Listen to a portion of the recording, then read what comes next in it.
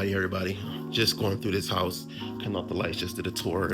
But look, I'm out here in the DFW and we've been given the great opportunity to host some of the games in the World Cup, as well as be the host for all the announcements. This is really good news for us here in the DFW. Why? Because it brings a lot of business. I just acquired a new client today, just a couple hours ago, and we went out looking at some homes. He's a cash buyer, so hey, let's make it happen. Let's make it happen. Day in the life. Day in the life. Oh, let me show you guys this home really quickly, and then cut the lights out.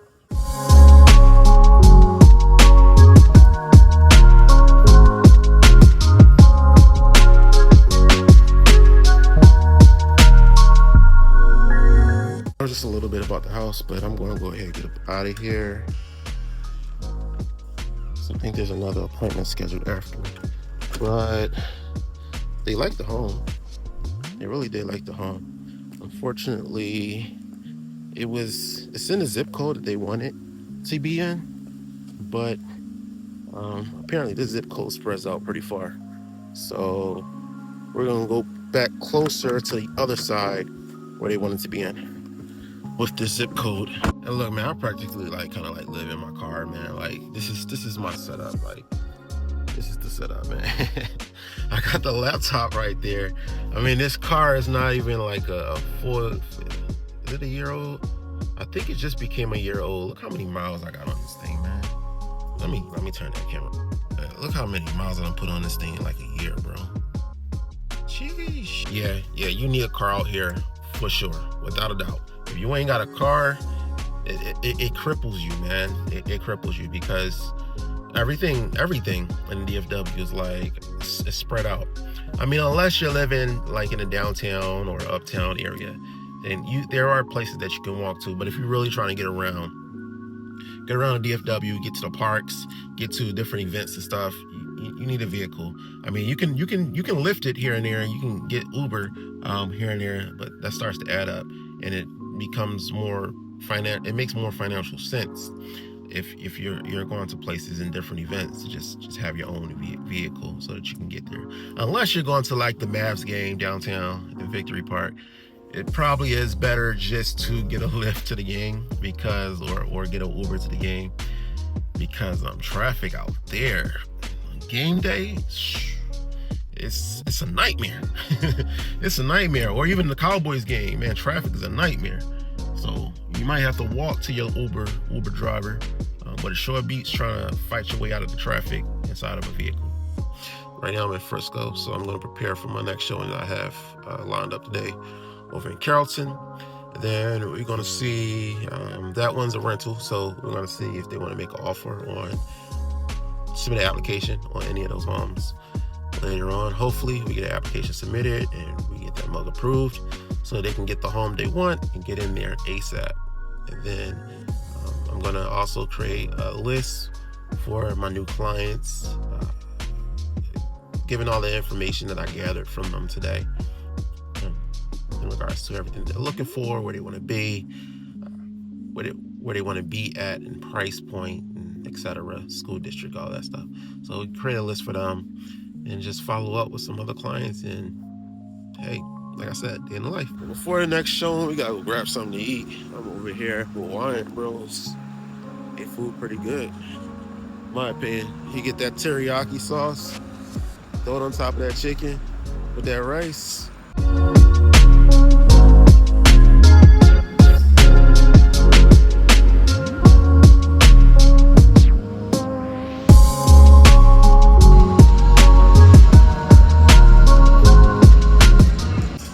This meal is only about 750 to 800 calories.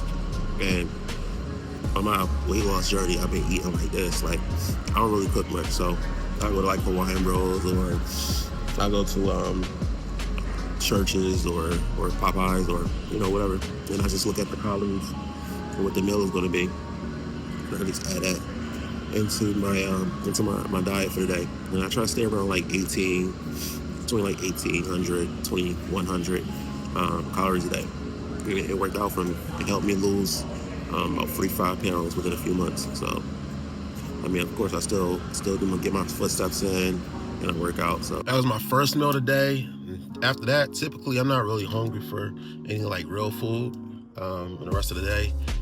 But if I do get hungry, I'll probably just go grab me like 3 tacos from like Taco Casa, or go to Taco Bell and get the Dorito Locos taco meal or whatever and get extra beef on it.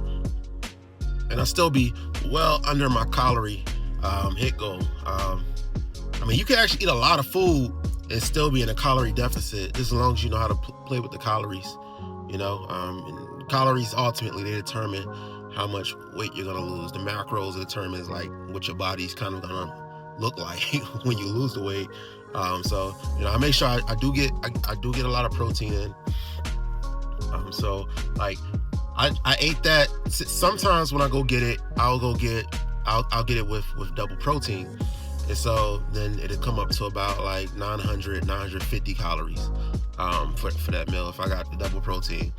And then I also got Greek yogurt at the house in the fridge. I might slam like 2 of those Greek yogurts down. They like 80 calories per little container, and they contain about 12 grams of protein in each of them. So that's 24 grams of protein. That meal right there was like, I think like 50 grams of protein or something like that. I don't know, I could be off on that number.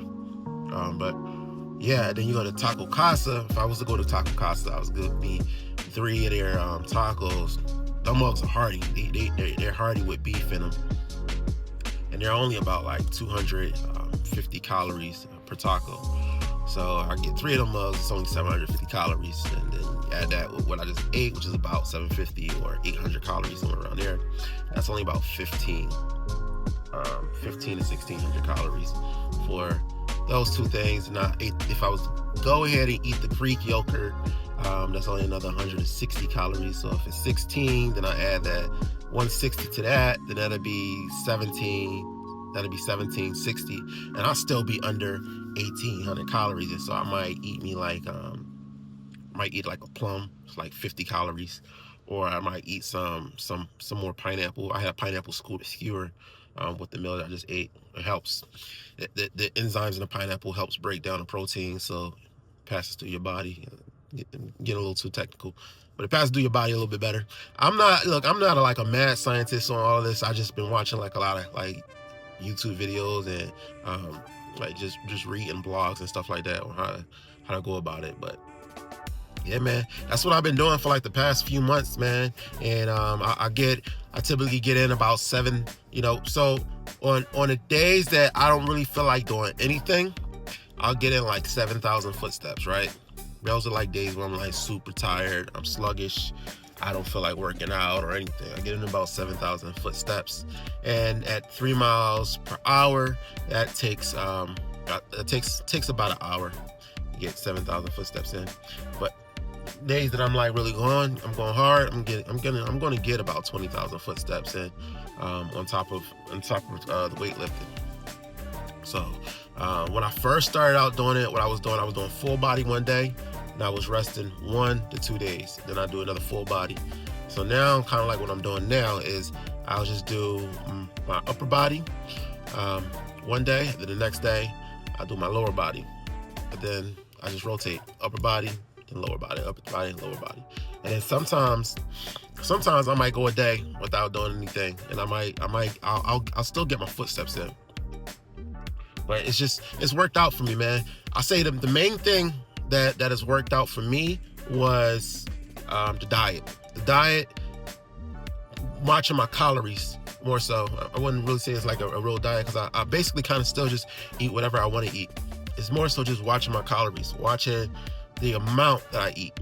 So, and when I say amount, I just mean the number of calories that are in the thing that I'm eating. Because there have been times where, like, I'd say, for instance, a few days ago, I went to Kroger's and got me a rotisserie chicken, and I got the chicken breast. I took the chicken breast off of it, and I took the chicken wing off of it, and then I baked me a really nice sized sweet potato, and I I sauteed some spinach and garlic, and I had a grapefruit, and I had a plum and a pear, and all of that, man, that was a lot of food. It was a lot of food, and all of that food only came up to about 700 calories. And so, like, I watched the number of calories that I intake, and the results is that it caused me to lose fat, and kind of basically just keep it off, man. Like I said in that other video, I had gained like 10 pounds. It wasn't really like, it wasn't fat that I gained. It was more so water weight, like water retained on my body. I only gained like 3 or 4 pounds, whatever. But I had retained, and it wasn't even 10 pounds. I retained water weight wise, which was about 4 or 5 pounds.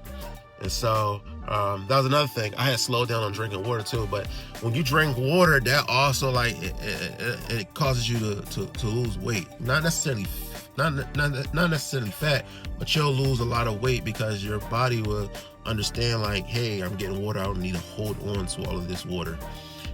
So I mean, at least that's what I've been told. And so I mean, it works. When I drink a lot of water, I drink about 1 gallon of water a day. I stay. My body weight doesn't stay up so high, so it seems it's backwards, man. It's backwards. But the more water you drink, the less you weigh.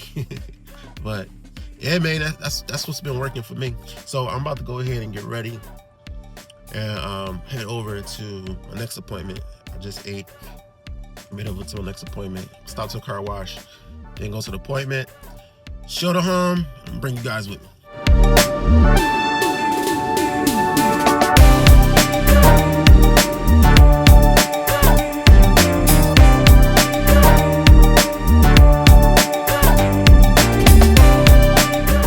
Finished up with that last home tour. About to head back to my personal headquarters to prepare these applications, because we got 2 applications we submitted tonight.